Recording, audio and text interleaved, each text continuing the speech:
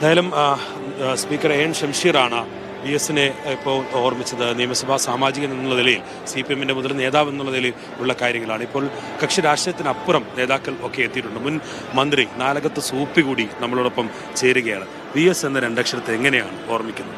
V S എന്ന രണ്ടക്ഷരത്തിന് കേരളം മറക്കൂല. ഒരുപാട് സൗഹൃദം ഉണ്ടായിരുന്നു ഇതിനെ സംബന്ധിച്ചിടത്തോളം. വി എസ് സൗഹൃദമായിട്ടും പെരുമാറും, അല്ലാതെയും പെരുമാറും. കേരളത്തിലെ വിദ്യാഭ്യാസം സ്വീപ്പാക്കിയാണ്. മലപ്പുറത്തെ വിദ്യാഭ്യാസം സ്വീപ്പാക്കിയാണ്.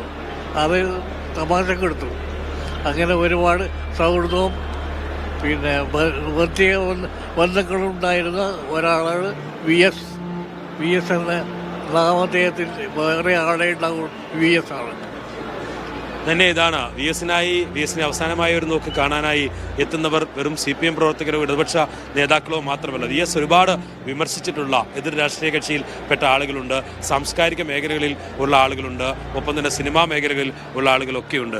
എങ്ങനെയാണ് ഒരു തലമുതിർന്ന കേരളത്തിൻ്റെ തന്നെ നേതാവ്, CPM-ൻ്റെ നേതാവ് എന്നതിലപ്പുറം എല്ലാ പ്രശ്നങ്ങളിലും ഇടപെടുകയും പോരാടുകയും ഒക്കെ ചെയ്ത നേതാവാണ് വി എസ്. അവസാനമായി എങ്ങനെയാണ് അദ്ദേഹത്തെ ഓർമ്മിക്കുന്നത്? ഞാൻ അമ്പലപ്പുഴയിൽ ജീവിച്ച ഒരു വ്യക്തി എന്നുള്ള നിലയ്ക്ക് എനിക്ക് വി എസിൻ്റെ പല പ്രവർത്തനങ്ങളും നേരിട്ട് കാണാനും പഠിക്കാനും ഒക്കെ പറ്റിയിട്ടുണ്ട്. എന്നെ സംബന്ധിച്ച് എന്ത് പ്രതിസന്ധി ഉണ്ടായാലും ഈ ജനങ്ങൾക്ക് വേണ്ടിയുള്ള ജനകീയ പോരാട്ടത്തിന് യാതൊരു കോട്ടവും തട്ടാതെ തൻ്റെ നഷ്ടങ്ങളെല്ലാം സഹിച്ചുകൊണ്ട് ഒരു പോരാളിയായിട്ട് ഞാൻ കണ്ടിട്ടുള്ള ഒരു വ്യക്തിയാണ്. പ്രത്യേകിച്ച് ഈ പ്രകൃതിയെയും മണ്ണിനെയും സ്നേഹിക്കുക, സ്ത്രീ വിദ്വേഷമായ പ്രശ്നങ്ങൾക്കെതിരെ ശക്തമായിട്ട് പ്രതികരിക്കുക, നമ്മൾ പറയുന്ന പോലെ അഴിമതിയില്ലാത്ത ഒരു മനുഷ്യനെന്ന് നമുക്ക് എവിടെയും തുറന്നു പറയാൻ പറ്റുക, പാർശ്വവൽക്കരിക്കപ്പെട്ടവർക്ക് വേണ്ടി എപ്പോഴും ഏത് മതികെട്ടാൻ മലയിലും ചാടിക്കേറി പോകാൻ ആ വയസ്സുകാലത്ത് പോലും കാണിച്ച ആർജവം, ഇതൊക്കെ എന്നെ സംബന്ധിച്ച് വളരെ എന്നെ ആകർഷിച്ചിട്ടുള്ള കാര്യമാണ്. മാത്രമല്ല ഞാൻ അദ്ദേഹവുമായിട്ട് ഇടപഴകാനും ആലപ്പുഴയിൽ അദ്ദേഹം ഈ KPSC കണക്കൊരു നാടകസമിതി തുടങ്ങാനായിട്ട് ഉദയകല എന്നൊരു ട്രൂപ്പ് തുടങ്ങിയപ്പോൾ എന്നെ അതിൽ പ്രധാന കഥാപാത്രമായിട്ട് അഭിനയിക്കണമെന്ന് പറഞ്ഞ് വിളിച്ചതും ആ സമിതി പിന്നെ മുന്നോട്ട് പോയില്ല. അതുപോലെ എൻ്റെ സിനിമയിലെ വിലക്ക് കാലത്ത് എനിക്കും തിലകൻ ചേട്ടനും വേണ്ടി സംസാരിക്കുകയൊക്കെ ചെയ്ത ഒരു രാഷ്ട്രീയക്കാരനപ്പുറം എല്ലാ കാര്യങ്ങളിലും ഇടപെട്ട, എല്ലാ പ്രശ്നങ്ങളിലും ജനകീയ പ്രശ്നങ്ങളിൽ മനുഷ്യനെ മനുഷ്യനായി കാണാൻ സാധിച്ച, ലളിത ജീവിതം നയിച്ച ഒരു കമ്മ്യൂണിസ്റ്റ് നേതാവ് എന്നുള്ള നിലയിൽ ഞാൻ ഏറ്റവും അധികം ബഹുമാനിക്കുന്ന വ്യക്തിയാണ് വി എസ്. ഇതാണ് ധന്യ. എന്തായാലും പല മേഖലകളിൽ ഉള്ളവരും വി എസിനെ അനുസ്മരിക്കുന്നത് ഇങ്ങനെയാണ്. വി എസ് കക്ഷി രാഷ്ട്രീയത്തിന് ഒക്കെ അപ്പുറമായി വി എസ് കേരളത്തിന് എന്താണ് എന്നുള്ളത് തന്നെയാണ് നമ്മൾ കഴിഞ്ഞ 2 ദിവസമായി കണ്ടുകൊണ്ടിരിക്കുന്നത്. വി എസ് കേരളത്തിന് എന്താണോ നൽകിയത് അത് വി എസിന് ഇപ്പോൾ തിരിച്ചു നൽകിക്കൊണ്ടിരിക്കുന്നു ജനങ്ങൾ എന്നുള്ളത് ആവർത്തിച്ച് പറയേണ്ട ഘട്ടമാണ്. അതിൻ്റെ വി എസിന് യാത്രാമൊഴി നൽകാനുള്ള അവസാന ഘട്ടത്തിലേക്കാണ് നിലവിൽ കടന്നുകൊണ്ടിരിക്കുന്നത്. റിക്രിയേഷൻ ഗ്രൗണ്ടിലെ പൊതുദർശനത്തിന് ശേഷം പിന്നീട് വി എസിനെ കൊണ്ടുപോവുക അദ്ദേഹത്തിൻ്റെ പൂർണ്ണമായ സംസ്കാര ചടങ്ങുകളിലേക്കാണ്. പിന്നീട് വി എസ് എന്ന ഭൗതിക ശരീരം അവശേഷിക്കുന്നില്ല. പിന്നീട് വി എസിൻ്റെ ഓർമ്മകൾ മാത്രമാണ് കേരളത്തിന് അവശേഷിക്കുക എന്നുള്ളത് തന്നെയാണ്. അതിനായുള്ള കാത്തിരിപ്പാണ്. കുറേ നേരങ്ങളായി ആളുകൾ ഇപ്പോൾ ഈ തടിച്ചുകൂടിയിരിക്കുന്ന ഒരു വലിയ ജനസാഗരം ഇങ്ങനെ വി എസിനെ അവസാനമായി അന്ത്യയാത്ര നൽകാൻ, അന്ത്യാഭിവാദ്യം അർപ്പിക്കാൻ ആയി നിലവിൽ തടിച്ചു കൂടിയിരിക്കുന്നത്. തൊട്ടടുത്ത കടലിനോട് ചേർന്ന് മറ്റൊരു ജനസാഗരമായി ആ ആളുകളുടെ കൂട്ടം മാറിയിരിക്കുന്ന കാഴ്ചയാണ്. എന്തായാലും നിലവിൽ പാർട്ടി ഓഫീസിൽ നിന്ന് ഏത് സമയത്ത് ഇങ്ങോട്ടേക്ക് എത്തിക്കാൻ കഴിയും എന്നറിയില്ല. പക്ഷേ അതിനായി ആരും എവിടേക്കും പോകുന്നില്ല. എത്ര സമയം പിന്നിട്ടാലും വി എസിന് അന്തിമോപചാരം അർപ്പിച്ച് മാത്രമേ പോകാൻ കഴിയൂ എന്ന് തീരുമാനിച്ചുറപ്പിച്ച് കേരളത്തിൻ്റെ വിവിധ മേഖലകളിൽ നിന്നെത്തിയവരുടെ ഒരു ചെറിയ പരിച്ഛേദം മാത്രമാണ് നമ്മുടെ ദൃശ്യങ്ങളിൽ കാണുന്നത്. ഇതിനൊക്കെ എത്രയോ മടങ്ങ് ആളുകളാണ് പുറത്ത് ഉള്ളത്. ഞാൻ നേരത്തെ സൂചിപ്പിച്ചതുപോലെ ഒരു കടലിനോളം വരുന്ന കടൽ ഇരമ്പം ആണ് നിലവിൽ ആളുകൾ ഒക്കെ ആയി ഇങ്ങനെ ഒരു സാഗരമായി തടിച്ചു കൂടിയിരിക്കുന്നത്. ധന്യ. അതാണ് മുദ്രാവാക്യമുയർത്തി VSനെ കാണാൻ DC ഓഫീസിലേക്ക് എത്തുന്നത് ആയിരങ്ങളാണ്. ജില്ലാ കമ്മിറ്റി ഓഫീസിലെ പൊതുദർശനം ഇപ്പോഴും നടന്നുകൊണ്ടിരിക്കുകയാണ്. അത് ഏറെ സമയം നീളുമെന്നാണ് മനസ്സിലാവുന്നത്. 5 മണിയായിരുന്നു വലിയ ചുടുകാട്ടിൽ സംസ്കാരത്തിന്റെ ചടങ്ങുകൾ തുടങ്ങും എന്ന് പറഞ്ഞിരുന്നത്. പക്ഷേ അതിലേക്കൊന്നുമല്ല, 4:30 ആവാറായിരിക്കുന്നു സമയം. ഇപ്പോഴും DC ഓഫീസിൽ ആളുകൾ കണ്ടു തീർന്നിട്ടില്ല. ഒരുപാട് പേർ ഇനിയും കാത്തു നിൽക്കുന്നു VSനെ കാണാൻ എന്നുള്ളതാണ്. ബീച്ചിൽ വലിയ തിരക്കുണ്ട്. DCയിലെ പൊതുദർശനത്തിന് ശേഷം VSന്റെ ഭൗതിക ശരീരം ബീച്ച് റിക്രിയേഷൻ ഗ്രൗണ്ടിലേക്കാണ് എത്തിക്കേണ്ടത്. പക്ഷേ അത്രയധികം തിരക്കുണ്ട്. റിക്രിയേഷൻ ഗ്രൗണ്ടിൻ്റെ അവിടെ പോലും കിലോമീറ്ററുകളോളം ആളുകൾ കൂടി നിൽക്കുന്ന വരിയായി നിൽക്കുന്ന കാഴ്ചയാണ് കണ്ടുകൊണ്ടിരിക്കുന്നത്. DC ഓഫീസിൽ തന്നെ ആളുകൾ എപ്പോൾ കണ്ടു തീരും VSനെ എന്നതുപോലും അറിയാതെ, ഒരു സമയം തീരുമാനിക്കാനാകാതെ പാർട്ടിയും നിൽക്കുന്നു. ഇതെങ്ങനെയാണ് പലതരത്തിൽ നിയന്ത്രിക്കുന്നുണ്ട്. പോലീസുമായും ഇല്ലെങ്കിൽ റെഡ് വളണ്ടിയേഴ്സും നേതാക്കളും ഇറങ്ങി നിന്ന് പറയുന്നുണ്ട്. പക്ഷേ ആരോട് പറയാൻ, ആര് കേൾക്കാൻ? അത്രയധികം മുദ്രാവാക്യം വിളികളാൽ നിറഞ്ഞിരിക്കുന്നു DC ഓഫീസ് എന്നുള്ളതാണ്. നിഷാദ് റാവുത്തർ ചേരുന്നുണ്ട്. നിഷാദ്, ഒരു തരത്തിലും ഒരു രീതിയിലും ഒരു സെക്കൻഡെങ്കിലും ആ മനുഷ്യരെ VSനെ കാണിക്കാതെ വിടാൻ പാർട്ടിക്കാകില്ല. സമയമൊന്നും ഇനി നോക്കില്ല എന്നാണ് മനസ്സിലാക്കുന്നത്. പാർട്ടി ഓഫീസിൽ ഇപ്പോഴും DC ഓഫീസിലെ പൊതുദർശനം ഇനിയിപ്പോൾ എത്ര നേരം നീളുമെന്നാണ് കരുതുന്നത്?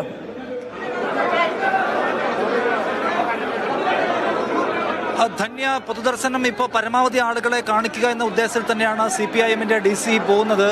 ആളുകൾ വലിയ വേഗത്തിൽ VSനെ കണ്ട് മുദ്രാവാക്യം വിളിച്ച് കടന്നു പോകുന്നുണ്ട്. പക്ഷേ എന്നാലും പുറത്ത് ഒരുപാട് ആളുകൾ കാത്തു നിൽക്കുന്നുണ്ട്. ഇപ്പോൾ എൻ്റെ ഫ്രെയിം കാണാമെങ്കിൽ എൻ്റെ പിന്നാലെ വരുന്ന ആളുകൾ ഇങ്ങനെ ഒഴുകി വന്നുകൊണ്ടേയിരിക്കുകയാണ്.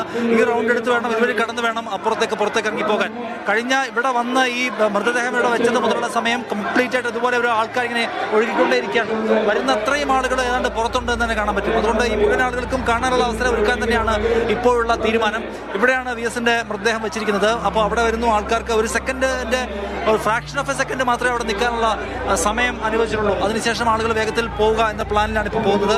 എന്തായാലും പരമാവധി ആളുകളെ കാണിക്കാൻ തന്നെ തീരുമാനിച്ചിരുന്നു. DC ഓഫീസാണ് ഇവിടുത്തെ ഏറ്റവും പ്രധാനപ്പെട്ട ഒരു പൊതുദർശന കേന്ദ്രം. അതുകൊണ്ട് പരമാവധി ആളുകൾ കാണട്ടെ എന്ന് തന്നെയാണ് CPIM തീരുമാനിച്ചിട്ടുള്ളതാണ് മനസ്സിലാക്കുന്നത്.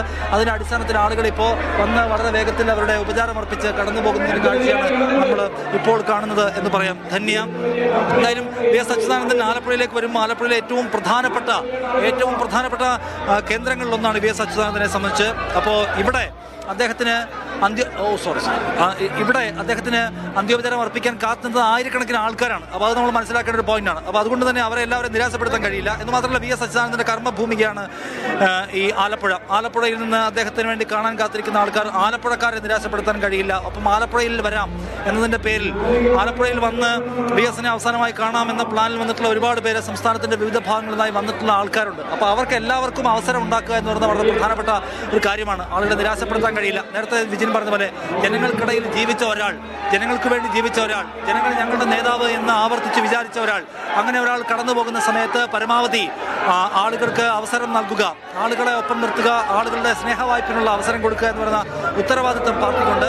ആ ഉത്തരവാദിത്വം കൂടി തിരിച്ചറിഞ്ഞുകൊണ്ടാണ് പരമാവധി ആളുകൾക്ക് കടന്നു പോകാനുള്ള അവസരം ഇപ്പോൾ ഒരുക്കുന്നതെന്നാണ് നമ്മൾ കാണേണ്ട കാര്യം. ആളുകൾ കടന്നുകൊണ്ടിരിക്കുന്നു.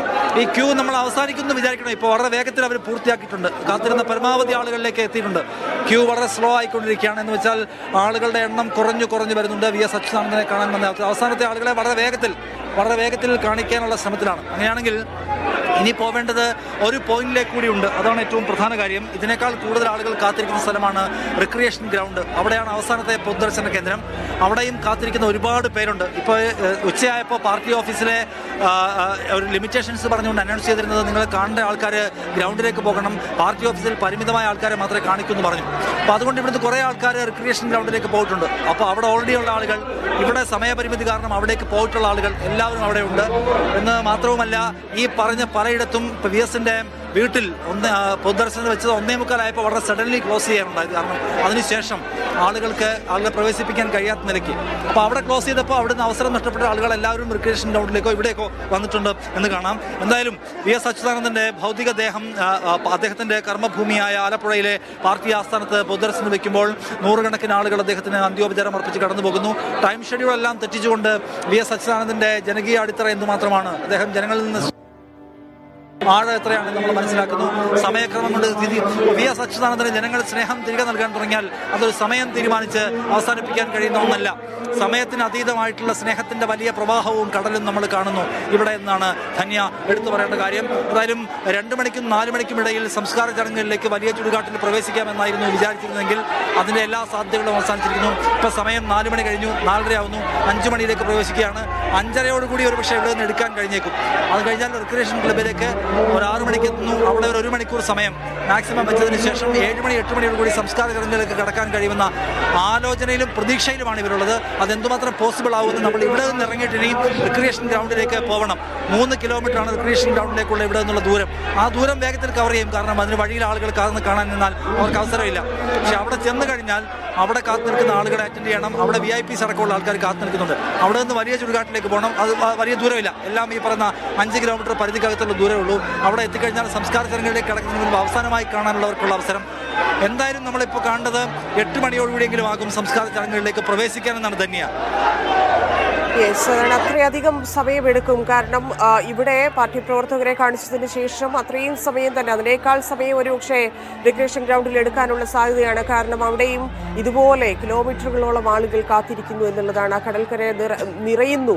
അത്രയധികം മനുഷ്യക്കടൽ അവിടെ രൂപപ്പെട്ടിരിക്കുന്നു എന്നുള്ളതാണ് നേരത്തെ ദൃശ്യങ്ങളിൽ നിന്നെല്ലാം നമുക്ക് മനസ്സിലാക്കാൻ സാധിക്കുന്നത്. സ്വാഭാവികമാണത്. ഇത്രയധികം ആളുകൾ VSനെ യാതൊരു അത്ഭുതവുമില്ല. ഇങ്ങനെയൊരു യാത്രയപ്പാണ് VSന് നൽകേണ്ടത് എന്നതിൽ യാതൊരു സംശയവും തോന്നുന്നില്ല. കാരണം അത്രയധികം കമ്മ്യൂണിസ്റ്റ് മൂല്യങ്ങൾ ഉയർത്തിപ്പിടിക്കുക, ഇല്ലെങ്കിൽ സാധാരണ ജനങ്ങൾക്കിടയിലേക്ക് ഇറങ്ങിച്ചെല്ലുക, ജീവിതത്തിലുടനീളം ആ പോരാട്ടം നടത്തുക, ബോധം നഷ്ടപ്പെടുന്നതുവരെ പാർട്ടിക്ക് വേണ്ടി അദ്ദേഹം എടുത്തിരിക്കുന്ന, ഇല്ലെങ്കിൽ അദ്ദേഹം ഉറച്ചു നിന്ന നിലപാടുകൾ, അനീതി, അഴിമതി, അതൊക്കെ എവിടെ കണ്ടാലും അദ്ദേഹം എതിർത്തിരുന്നത് അതിനുവേണ്ടിയുള്ള അതിൽ മനുഷ്യർ നൽകുന്ന നന്ദിയും സ്നേഹവും ആണ് ആ മുദ്രാവാക്യം വിളികളിലൂടെയും അദ്ദേഹത്തിന് അർപ്പിക്കുന്ന ആ പൂച്ചെണ്ടുകളിലൂടെയും കാണാൻ സാധിക്കുന്നത് എന്നുള്ളതാണ്. പല ഭാഗങ്ങളിൽ നിന്നും, നാടിൻ്റെ നാനാഭാഗങ്ങളിൽ നിന്നും ആളുകളെത്തി അദ്ദേഹത്തോടുള്ള സ്നേഹം കാണിക്കുക എന്നുള്ളത് അത് ഏതൊരു മനുഷ്യനെയും സംബന്ധിച്ച് അങ്ങനെ നൽകുക എന്നുള്ളത് മാത്രമാണ് ഈ ഒരു ദിവസം, ഇല്ലെങ്കിൽ ഇന്നലെയും ഇന്നുമായി അദ്ദേഹത്തിന് വേണ്ടി ആ ദിവസം ആ സമയം മാറ്റിവെക്കുക. അതെത്ര നേരം കാത്തിരുന്നാലും എത്ര ദൂരം താണ്ടി വന്നാലും അത് VSന് നൽകുക എന്നുള്ളത്, ആ സ്നേഹം VSനെ അറിയിക്കുക എന്നുള്ളത്, അത് പാർട്ടി പ്രവർത്തകരെ സംബന്ധിച്ച് അതൊരു പിന്നീട് ഒരിക്കലും സാധിക്കാത്തൊരു മുദ്രാവാക്യമാണ് ആ വിളിക്കുന്നത്. അത് സ്വാഭാവികമായിട്ടും അത് അങ്ങനെ തന്നെ സംഭവിക്കും. മാത്രമല്ല പാർട്ടിക്ക് അപ്പുറത്തേക്കുള്ള ആളുകളെ സംബന്ധിച്ചാണെങ്കിലും VS ഇടപെട്ടിരുന്ന, ഇല്ലെങ്കിൽ VS നൽകിയിരുന്ന, നമ്മളെപ്പോഴും പറയും അഭിമാനത്തോടെ ജീവിക്കാൻ VS ആരുടെയൊക്കെ കൂടെ നിന്നോ അവരെല്ലാവരും ആ നന്ദി, കൃതജ്ഞത, അദ്ദേഹത്തോടുള്ള സ്നേഹം ഇതെല്ലാം അറിയിക്കാൻ വേണ്ടി അങ്ങോട്ട് ഒഴുകിയെത്തുന്ന കാഴ്ച നമ്മൾ കണ്ടതാണ്. മുദ്രാവാക്യം വിളിക്കുന്ന ആളുകൾ മാത്രമല്ല, അല്ലാതെ അദ്ദേഹത്തിന് വേണ്ടി പ്രാർത്ഥിക്കുന്ന, കണ്ണുകൾ നിറയുന്ന ആളുകളെ കൂടി ആ കൂട്ടത്തിലെല്ലാം നമ്മൾ കണ്ടതാണ്. ഇപ്പോൾ പാർട്ടി ഓഫീസിൽ മാത്രമാണ്